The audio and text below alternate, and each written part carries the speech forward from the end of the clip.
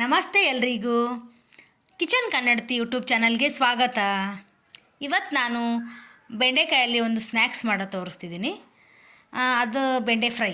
ಅದನ್ನು ಮಾಡೋಕ್ಕೆ ನಾನೊಂದು 1/4 kg ಆಗೋಷ್ಟು ಬೆಂಡೆಕಾಯಿನ ನೀಟಾಗಿ ತೊಳೆದು ಒರೆಸಿ ರೆಡಿ ಇಟ್ಕೊಂಡಿದ್ದೀನಿ. ಇದನ್ನು ಇವಾಗ ಕಟ್ ಮಾಡ್ಕೊಳ್ಳೋಣ. ಹೆಂಗಂತಂದರೆ ಬೆಂಡೆಕಾಯಿದು 2 ಕಾರ್ನರ್ನ ಕಟ್ ಮಾಡಿ ತೆಗೆದು ಆ ಬೆಂಡೆಕಾಯಲ್ಲಿ ಒಂದು ಬೆಂಡೆಕಾಯಲ್ಲಿ 4 ಭಾಗ ಆಗೋ ಥರ ಎಲ್ಲ ಬೆಂಡೆಕಾಯನ್ನು ಕಟ್ ಮಾಡ್ಕೋಬೇಕು.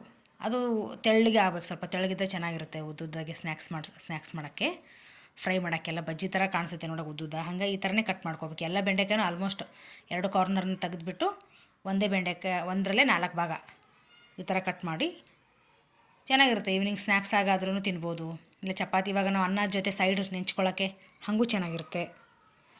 ಈಗ ನಾನೆಲ್ಲ ಬೆಂಡೆಕಾಯಿ ತೊಗೊಂಡಿದ್ನಲ್ಲ ಎಲ್ಲನೂ ಸೇಮ್ ಅದೇ ಥರ ಕಟ್ ಮಾಡಿ ಇಟ್ಕೊಂಡಿದ್ದೀನಿ. ಇದಕ್ಕೆ ನಾವು ಇವಾಗ ಅದಕ್ಕೇನೇನು ಬೇಕು ಮಸಾಲ ಹಾಕೊಳ್ಳೋಣ.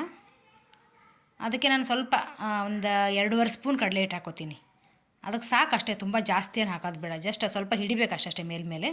ಹಾಗಾಗಿ ನಾನು ಒಂದು 2.5 ಸ್ಪೂನ್ ಆಗುತ್ತೆ, ಒಂದು ಟೇಬಲ್ ಸ್ಪೂನ್ ಹಾಕ್ಕೊಂಡು ಇದ್ದೀನಿ. ಮತ್ತು ಸ್ವಲ್ಪ ರುಚಿಗೆ ತಕ್ಕಷ್ಟು ಉಪ್ಪು, ಹಾಗೆ ಖಾರದ ಪುಡಿ ಹಾಕೋತಿದ್ದೀನಿ. ಖಾರದ ಪುಡಿನೂ ಅಷ್ಟೇ, ನೀವು ಖಾರ ಹೇಗೆ ನೋಡಿಕೊಂಡು ನಿಮ್ಮ ಟೇಸ್ಟ್ ತಕ್ಕಂಗೆ ಹಾಕೋಬೋದು. ಜಾಸ್ತಿ ತಿನ್ನೋರಾದರೆ ಜಾಸ್ತಿ, ಇಲ್ಲ ಕಡಿಮೆ ಆದರೆ ಕಡಿಮೆ. ನಾನು ಚಿಕ್ಕ ಸ್ಪೂನಿಂದ 2 ಸ್ಪೂನ್ ಖಾರ ಹಾಕ್ಕೊಂಡಿದ್ದೀನಿ.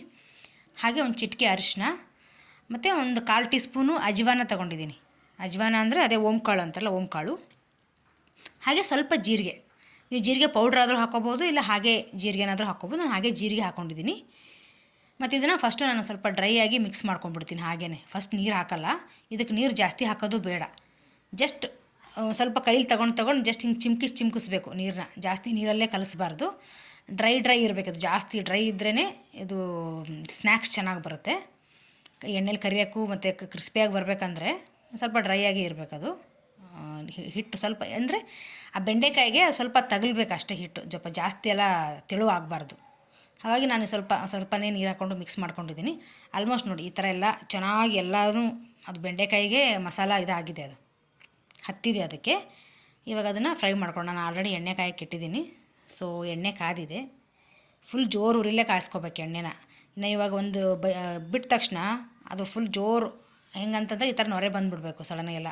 ಈ ಥರ ಬಿಟ್ಟಾಗ ಅಂದರೆ ಈ ಚೆನ್ನಾಗಿ ಕಾದಿದೆ ಎಣ್ಣೆ ಅಂತ. ಈ ಥರ ಕಾದಾಗ ನಾವು ಬೆಂಡೆಕಾಯಿನ ಬಿಟ್ಟಾಗ ಅದು ಚೆನ್ನಾಗಿ ಫ್ರೈ ಆಗುತ್ತೆ.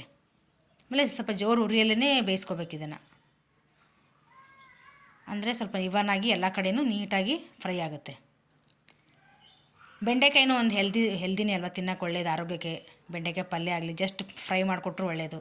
ಇವಾಗ ಏನೋ ಒಂದು ಮಕ್ಕಳಿಗೆ ಈವ್ನಿಂಗ್ ಸ್ನ್ಯಾಕ್ಸು, ಈಗ ಮಳೆಗಾಲ ಬರೋ ಬಂತಲ್ವಾ, ಏನಾದರೂ ತಿನ್ಬೇಕು ಅನ್ನಿಸ್ತಾ ಇರ್ತದೆ. ಈ ಥರ ಏನಾದರೂ ಮನೆಯಲ್ಲೇ ಹೆಲ್ದಿಯಾಗಿ ಹೊರಗಡೆ ತರೋ ಬದಲು ಮಾಡ್ಕೊಂಡು ತಿಂದರೆ ಚೆನ್ನಾಗಿರುತ್ತೆ. ನೋಡಿ ಕ್ರಿಸ್ಪಿಯಾಗಿರೋ ಬೆಂಡೆ ಫ್ರೈ ರೆಡಿ ಆಯಿತು. ಈ ವಿಡಿಯೋ ಇಷ್ಟ ಆದರೆ ಪ್ಲೀಸ್ ಲೈಕ್, ಶೇರ್, ಕಮೆಂಟ್ ಮಾಡಿ, ಸಬ್ಸ್ಕ್ರೈಬ್ ಮಾಡಿ, ಬೆಲ್ ಐಕಾನ್ ಕ್ಲಿಕ್ ಮಾಡೋದನ್ನು ಮರಿಬೇಡಿ. Thanks for watching.